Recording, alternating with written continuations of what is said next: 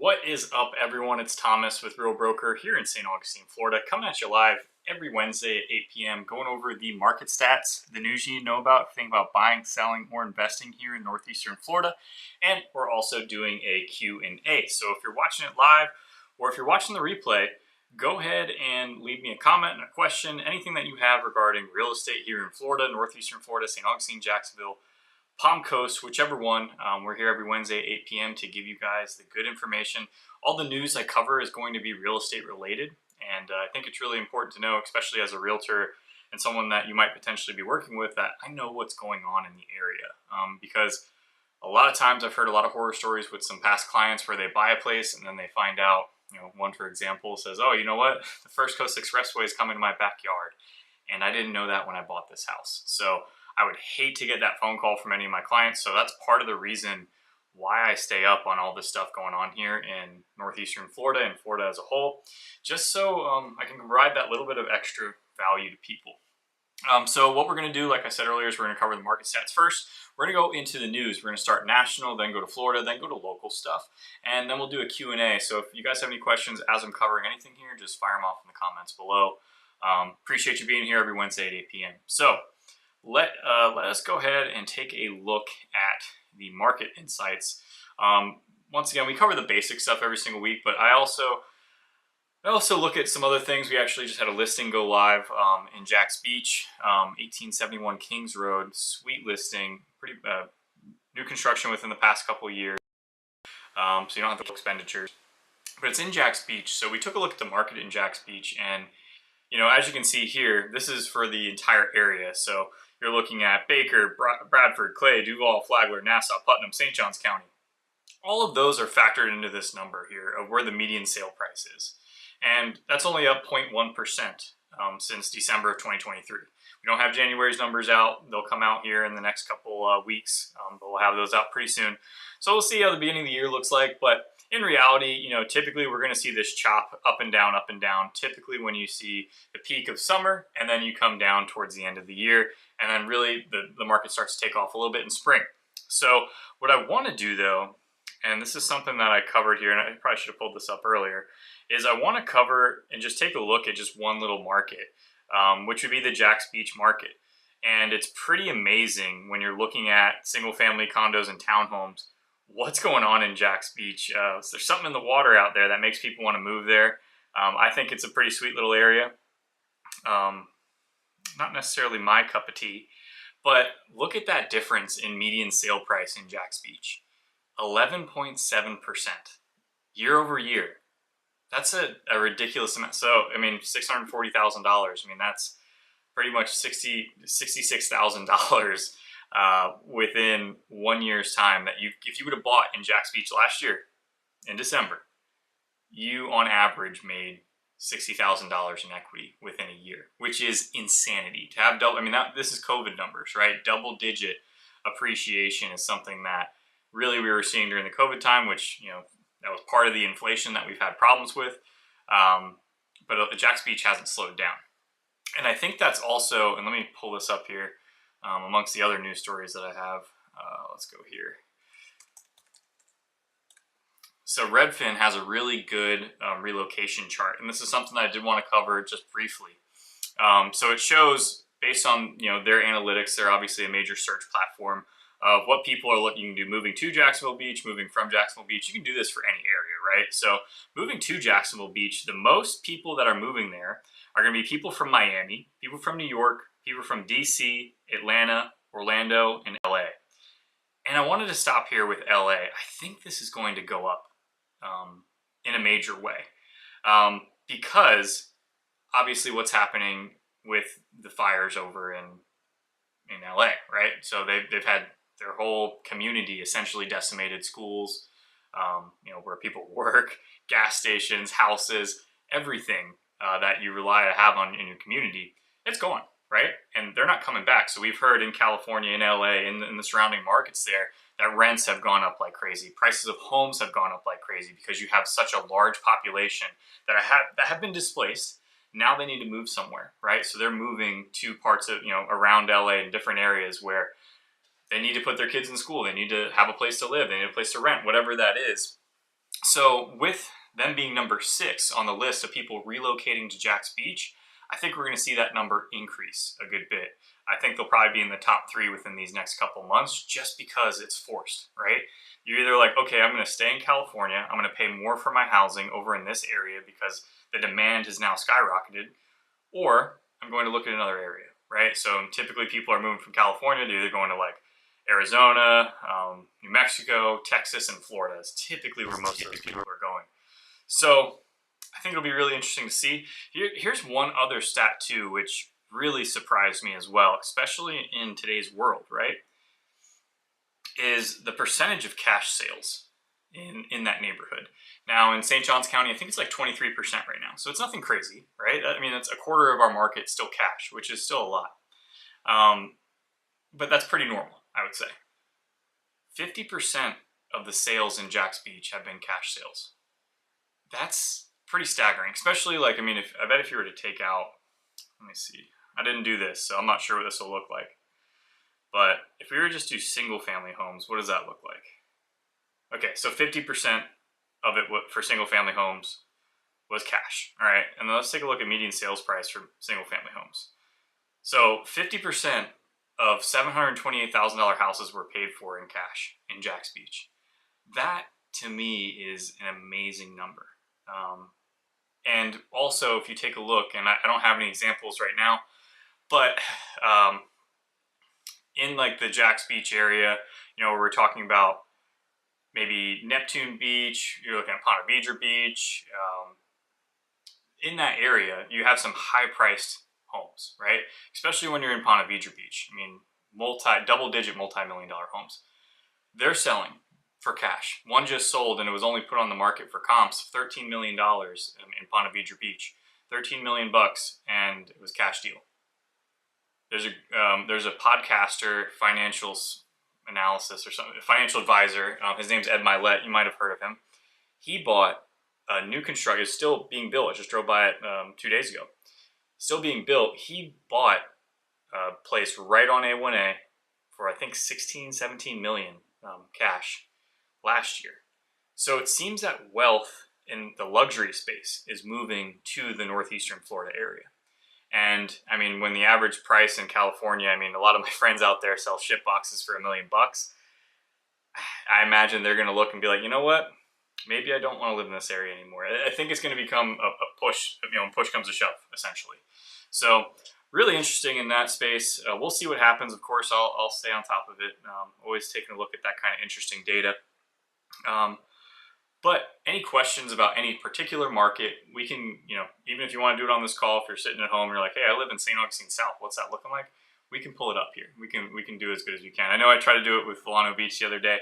A little smaller of a market to where the sales weren't there to really show much data. But either way, we can do that for pretty much any market. So let me go to my stories that we have saved here, and we're going to talk about a couple of them. Which is, you know, follows along with this point of Florida and how they're growing. So, U.S. retirees keep flocking to Florida in big numbers, but one age group is actually fleeing the Sunshine State in droves. Here's who they are and why they're leaving. So, it first outlines that 637,000 people moved to Florida in 2023, and the 2024 Florida Migration Trends Report noted that nearly 511,000 people left Florida to move to other states that same year. Nearly 25% of them were aged 20 to 29. So that to me isn't surprising, especially when you factor in the rise of the cost of living here. When you factor in some of the job opportunities here in the area, they cite that lack of early career opportunities. But that doesn't seem to be an issue, according to the Bureau of Labor Statistics. There was 400 to 463,000 openings for entry-level jobs. So a lot of that also came to the median wage in Florida. The mean annual wage for Florida workers was $60,000. Meanwhile, the mean wage for U.S. workers was $65,000. So for the longest time here in the state of Florida, Florida was always like, hey, you can move to Florida. It's really cheap. Cost of living's low. And that, especially since the pandemic, it was changing long before that, right? But since the pandemic, really accelerated things, right? So whether that was the cost of housing, insurance issues, we also had major hurricanes. These all factor into the cost of living rising pretty rapidly within a short period of time. So our wages haven't kept up, and that's obviously a problem. Do I think that's going to change? It's kind of going to have to, right? So essentially this article is like, hey, we don't see this as a problem as of right now. Could just be like a one-off thing because of the hurricanes this past year, the political climate, that kind of stuff. But obviously in the future, your labor force leaving the state of Florida is going to be a huge problem. So they don't think it's a problem right now, but it could be. So something to keep your eye on. But it still says that people are retiring here. I saw this is a good thing for a lot of Floridians, but we just went down on U-Haul's list. U-Haul, we've been probably top 3 for the past 10 years or so of people relocating. We're actually number 4 now. So we've dropped a little bit, which is not a major drop, right? Go from 1 to 4, it's not crazy. But that's because of the cost of living, right? It's changed here pretty drastically in the past couple of years. So any questions about that, guys, about the demographics of people moving here, people leaving here? There's tons of data on that. Redfin actually has really great data on that too. Most people that are leaving here are all going to states that don't have an income tax, so they're going to they're going to Tennessee primarily, and it's a lower cost of living. So I think South Carolina is number 1 in that U-Haul list, and I think there's another one on there. I want to say it's Georgia. A lot of the Southern Belt states are on there because of the cost of living, right? South Carolina is very cheap, very affordable. So if you are retiring, or if you're here in Florida and your costs have gone up so much, you're going to South Carolina, right? Or you're going to Tennessee, one of those areas for the most part. So either way, guys, any questions about that, let me know. We'll head on to the next news story here, which is following up on a news story we covered in the past. Actually, I got a couple of those tonight, which I think is good. One I didn't know about, and I've been talking about it for a while. So the foundations formed for Black History Museum in St. Augustine. The foundation has been formed to support the upcoming construction of the Black History Museum of Florida in St. Augustine. The organization announced on Monday coincided with Martin Luther King Day, honoring a civil rights icon and direct history working in St. Augustine. Advocates for the museum are hopeful that will provide valuable insight to the long and storied Black history in Florida from before the nation's founding all the way to recent decades. The journey of the establishment began in May 2023, and yeah, so now looks like it looks like they're breaking ground, which is pretty sweet. And that is going to be right down the street in West Augustine. And if you've watched any of my videos, I bought a house in West Augustine. I'm like a mile walk to downtown, and that's I really love walkability for myself. And a mile is pretty far for a lot of people. It's not far for me. I do, my neighbors think I'm crazy. Either way, that's going on the opposite end of West King Street here. So they're building a parking garage on West King Street. The business district in West King Street is kind of taking care of itself and moving in its own way. They created a community redevelopment agency for the West City area, which is technically in the tax district of the city of St. Augustine. But essentially what that means is any other taxes over the amount from the creation. So if your tax were $2,000, your tax went to $2,200. Any amount over that since the creation of the CRA, the West City CRA, will go directly towards infrastructure improvements for that area. So from the community meeting, they said it's not going to be 5 to 7 years before anything breaks ground, which is too long for me. But either way, then they also have the Black History Museum, which they're putting at the end of 4 Mile and West King Streets, right on the corner there. If you know where the fire station is, it's opposite corner of that. And they just moved MLK's house, well, not his house, but the house he stayed in and was shot at in here in St. Augustine. They picked it up and they put it on a trailer and they moved it over there as well. So this was all, in my opinion, part of a plan. What they want to do is stretch out. One, they want to add another dynamic of people coming here, right? We obviously have great history here in St. Augustine. Black history, Native American history, Spanish history, American history, like all of it, right? So we have tons of it here. They're trying to draw that out, right? They were like, okay, hey, people come here because they want to have that historical experience. They want to learn more, and they want to go on vacation, obviously. So great restaurants, great food, entertainment, all that kind of stuff. And the history is part of that. And I think what they want to do is they want to pull the tourism down through West King Street and try to make it more of a main street here in the downtown area. I don't have any facts on that. I'm just telling you what I see. But Super stoked for that. I think that's going to be a good thing. We'll probably run a shuttle from the parking garage down there and vice versa, parking garage to downtown. So we will, of course, stick to it. Instagram user. Let's see who we got here. Evan Driscoll, hope you're doing well. Appreciate you, man, being here. Haven't heard from you in a while. Are you back up in Jersey now? But thanks for commenting, my man. Really appreciate that. Let's go on to the next one here. I lost my tab now. Okay, and this is another news story that I thought was a done deal, but it wasn't, right? So if you're familiar, man, so many ads, unbelievable. It's like, it makes this unusable, really. Like, I hate to even use it. So the World Golf Hall of Fame, which is off of exit 323, off of 95 here, World Golf Village, if you're familiar, has the IMAX in the center. So the St. Johns County actually had a bid for this place to buy it for $5.5 million. I thought it was a done deal. Not a done deal. It fell through. And they're trying to figure out what to do with this building. So for a long time, people were advocating to keep the IMAX theater there. I've always been a big, I guess, a disproponent of that. It didn't make sense. Like, IMAX, like, oh, it's a big screen, you know? I don't know. 20 years ago, was it cool? Today, I don't really see it being an attraction that people are like, let me go out of my way to go to see an IMAX. I could be wrong with that. I don't know. Let me know what you think in the comments. I don't think I'm wrong. But essentially, they're trying to figure out what to do with the area.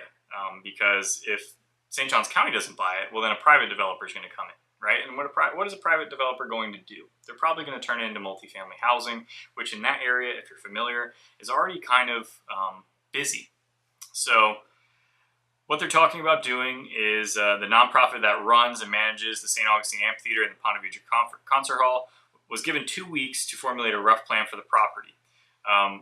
They presented an idea of using 17,000 square feet theater space as a site for various community programs 7 days per week. The concept, called Exit 323, includes a movie theater that shows first-run films as well as vintage films, depending on the day of the week. Also included would be live entertainment and social events aimed at different audiences throughout the week. It wouldn't include an IMAX screen, so I think everyone's on the same page. But they don't know if they're going to get behind it because they don't know if they could handle the cost of the programming. And especially with that big of a campus, you'd have to have a good bit of people that are going to show up there.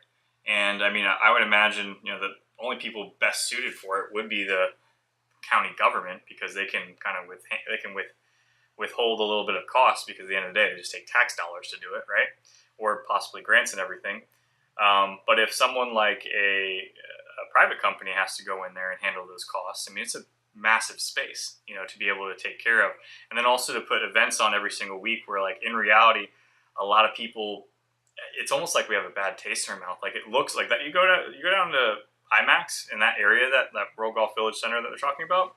It's cool. It's very cool. It's a sweet little commercial area with a great walkability, but there's nothing there. So hard to say what could go in there or what could not, but I did cover that several months ago where the county said they were buying it, and I thought it was a done deal, but it's not, guys. So any questions on that, let me know. We'll go on to the next news story here. Which, if you live in St. Augustine Beach, I think this is important to know. Share my screen. Plans are in review for 51,552 square foot medical office planned on Anastasia Island. A retail component is included for the property near Florida 312 and Mizell Road in St. Johns County. So if you're familiar with, this is like a Gate gas station or a Circle K. I think it's a Gate gas station here. But then you also have like the Island Villas apartments back here. Mizell Road goes down here to Marsh Creek. I think there's a Wells Fargo right here as well. But this is the property, the little piece of parcel that they're talking about. Right across the way, if you know American Air, that's where it's at. So just the other side. So yeah, they're talking about putting some medical offices over there. I don't know. I feel like, if you're asking me, I'm not a civil engineer, obviously, but they have plenty of this. Like literally, they just built one right up the street, like within the past 5 to 10 years, I think. So I don't know if it's maxed out. Maybe the services in St. John. Obviously, these guys are playing with big money and big data, where they can look at it and be like, hey, you know what? This is an underserved part of the community. We can put some medical offices here and rent them out pretty good. It's going to be St. Augustine-based Gulfstream Design LLC is a civil engineer, and Vivani Holdings is the landowner and developer.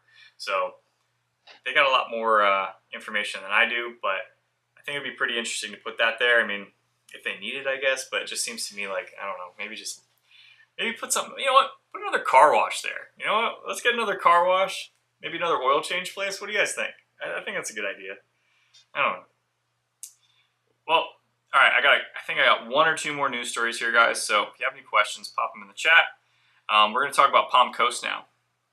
And if you know, I've just put a video out a couple weeks ago about 5 of the worst things about living in Palm Coast. One of them is that Palm Coast kind of acts like a giant HOA. They don't really give you that much autonomy to do what you want to do with your property. So if you want to paint your house pink, not allowed in Palm Coast. It has to be all earth tones. So that's a perfect example as why we need to talk about this, because things are changing in Palm Coast. No more city HOA. This Florida town considers loosening rules for house colors. Currently, Palm Coast homeowners limited to earth tones, light pastels. And there's other colors that are approved through that, but essentially someone got fined, right? Because what happens is if either the city goes around, drives around the neighborhood, and they say, oh, you know what, this guy, they've got a bright yellow house, their grass isn't cut, they've got a boat in their driveway. All of those are violations under the city of Palm Coast, which kind of acts like an HOA. Also, if your neighbors hate you and they want to call and just ruin your life, we all know there's nasty neighbors out there. They just want to call and say, hey, this guy's grass is not up to snuff. This guy's painting his house bright green. I don't like it.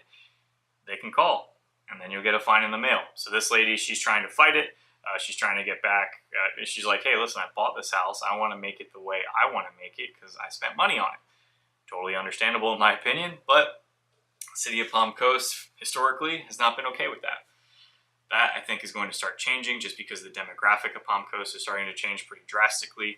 A lot of people moving in there, relocating from other areas, South Florida being one of the main areas, but also people moving there to retire, right? It's Palm Coast been named by several publications as like the #1 place to retire in the entire United States. And there's a number of reasons why, and that's part of that is the city HOA. People like that, right? A lot of people that live there like that. But I don't know. I'm not a fan myself. It's my house. I'm gonna do what I want to do with it. If I don't get to cut my grass the one week and I get a letter in the mail, I'm gonna just be upset about it, and then I'm gonna not cut my grass to spite them. So I don't know. I'm a little petty in that respect, but either way, what do you guys think about that? We got one more news story, guys, and that's it. I'm gonna get running, but this one's an interesting one, and it's had some local turmoil here. And if you're familiar with it, you'll know what I'm talking about. But Marineland suspends all event permits until town and Flagler County comply with state river to sea park rules. So, Raga Surf Cafe used to be here at the south end of the River to Sea Preserve parking lot. Marineland has returned to its former look. So a little surf cafe was here. They had tables, picnic tables and stuff like that. But that wasn't in compliance with the agreement that they had when they first purchased the property. So they have to be in compliance with, I think, the management terms with, I think that's Florida, with the state of Florida, Department of Environmental Protection being one of them. But I think there's also Florida as well. But either way, Flagler County and Marineland jointly own this property. They're allowing Raga Surf Cafe to operate on the property. I'm not sure what kind of agreement they had, but they were in violation of the managing principles that were outlined when they purchased the property. So they kicked Raga Surf Cafe out. This was like a big stink because a lot of people love this little spot right on the beach. So a lot of the locals here were not super happy about it. They've now since moved to a location in downtown St. Augustine, I believe, in the surrounding area. I'm not exactly sure where, but probably going to cost them a lot more money than being at Marineland. And also in that area, it's kind of, there's nothing around it, right? You can go, I guess you can go to the barbecue spot in Bing's Landing. It's probably the closest spot to there. But I mean, I still think that's like a 10-15 minute drive. There's also Bronx House a little further down there. I mean, further north, I think the closest thing is like Commanders. So there's really not any food or drinks within that area. So it was serving a great purpose being there. But because they were in violation of everything, they had to get rid of them. They're like, hey, sorry, like this sucks. I don't think Flagler County, Marineland, I don't think either of them were too super excited about it. Correct me if I'm wrong. If you guys know more than I do on this, go ahead. I'm just putting things together, what I saw through social media and what I'm reading here. But they just had to play the game, unfortunately, because that's the rules they agreed to. So they've since cleared it. They're trying to get back in compliance with everything, with the state rules that control the preserve. And I'm sure they'll be fine.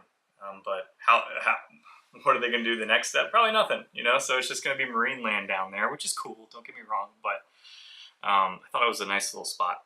So let's see here. We got JC Ceballos. Thank you for your videos. Keep it up. I appreciate you. Thank you so much. Where are you tuning in from? Guys, we're here every Wednesday at 8 p.m. We're going over the market stats. We're going over the news you need to know about, anything about buying, selling, or investing here in Northeastern Florida.